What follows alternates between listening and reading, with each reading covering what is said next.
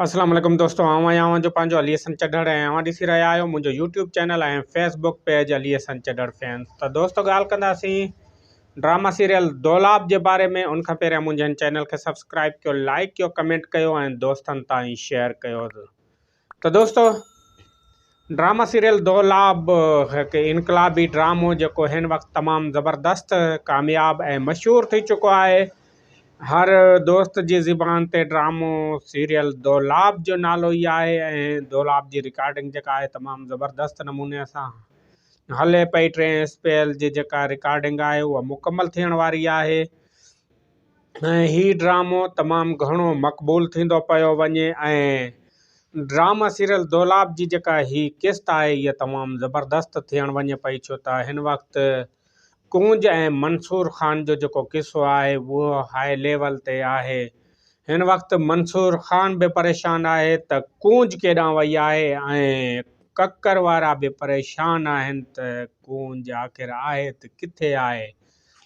उन करे ककर जेको आहे मंसूर ख़ान वटि अचे थो ऐं चवे थो त मुंहिंजी भेण जेका आहे तो वटि आहे, कीअं बि करे हू मूंखे मोटाए ॾे, न त उन जा सख़्तु नताइज तोखे भोगणा पवंदा। पर मंसूर ख़ान हुनखे सम्झाए थो त हीअ जेका अव्हां जो इल्ज़ाम आहे इहो मूं ते अजायो आहे, मूं वटि कूंज न आहे, कूंज अव्हां वटि आहे, अव्हां हुनखे किथे गुम कयो आहे, छा कयो आहे, हाणे प्रेशर मूं ते ॾियो था। पर ककर चए थो त हिन जा नताइज जेके आहिनि तमामु ख़तरनाक हूंदा।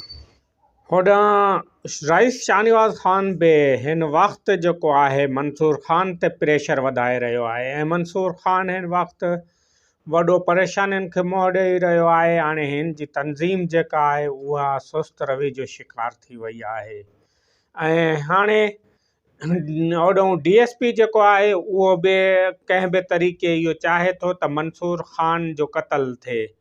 रईस शाहनवाज़ ख़ान खे हीउ जेको टारगेट ॾिनो आहे, हाणे होॾों मुराद ऐं सोढल वारा जेके आहिनि उहे बि हिन वक़्तु रईस शाहनवाज़ जी नज़र में आहिनि। हाणे रईस शाहनवाज़ ख़ान वॾी गेम कंदो ऐं हाणे हीउ चवंदो त रहज़न ऐं ककर वारा जेके आहिनि उहे मुराद सोढल सां विढ़नि ऐं जीअं हीउ जेको पंहिंजो बदिलो आहे उहो हुननि खां वठी सघे। हाणे अहिड़े तरीक़े सां हीउ गेम करे पियो।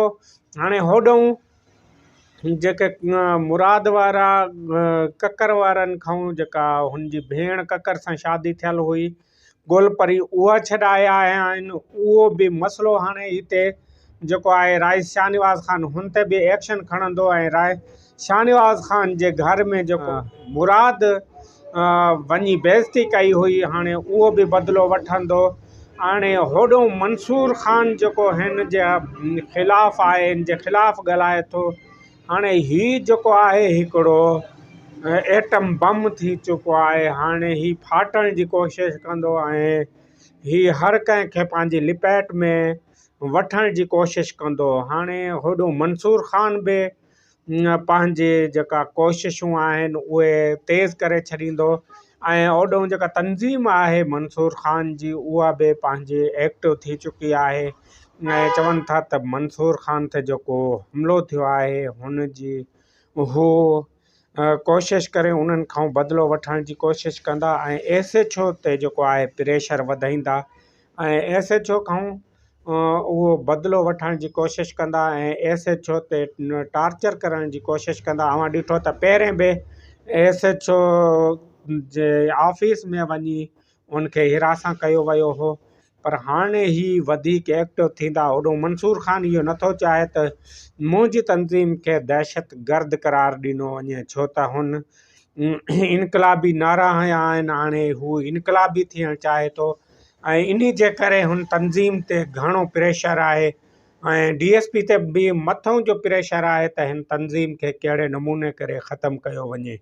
पर हुनखे कारोकारी जो ॾेई करे मंसूर ख़ान खे मराइण जी कोशिशि करे रहिया आहिनि। पर मंसूर ख़ान हिकु अहिड़ी चाल खेॾंदो जेके मुराद ऐं मंसूर ख़ान वारा हिकु थी वेंदा ऐं ककर वारा बि मंसूर ख़ान जे ॻाल्हियुनि में अची वेंदा। ओॾों ककर ऐं राज़न जी जेका गुफ़्तगू थिए थी, ककर राज़न खे चए थो त असांजी छोकिरी जेका आहे मंसूर ख़ान वटि आहे, पर राज़न बि तमामु वॾी सोच रखंदड़ माण्हू आहे। उहो ककर खे सम्झाए थो त ही छोकिरी जेका आहे मंसूर ख़ान वटि न आहे, उहा कंहिं ॿिए हंधि आहे। अवां ॾिठो त ही सोढल वटि आहे ऐं सोढल बि उनखे इस्तेमालु करण जी कोशिशि करे थो, पर पोइ ही छोकिरी जेका आहे मंसूर ख़ान वटि वेंदी ऐं थी सघे थो कोर्ट बि चढ़ाई वञे। इंते पंहिंजो अली हसन चड्ढर खे ॾींदा इजाज़त। वेंदे वेंदे मुंहिंजे हिन चैनल खे सब्सक्राइब कयो, लाइक कयो, कमेंट कयो ऐं दोस्तनि ताईं शेयर कयो। मूंखे ॾियो इजाज़त। अल्लाह हाफ़िज़।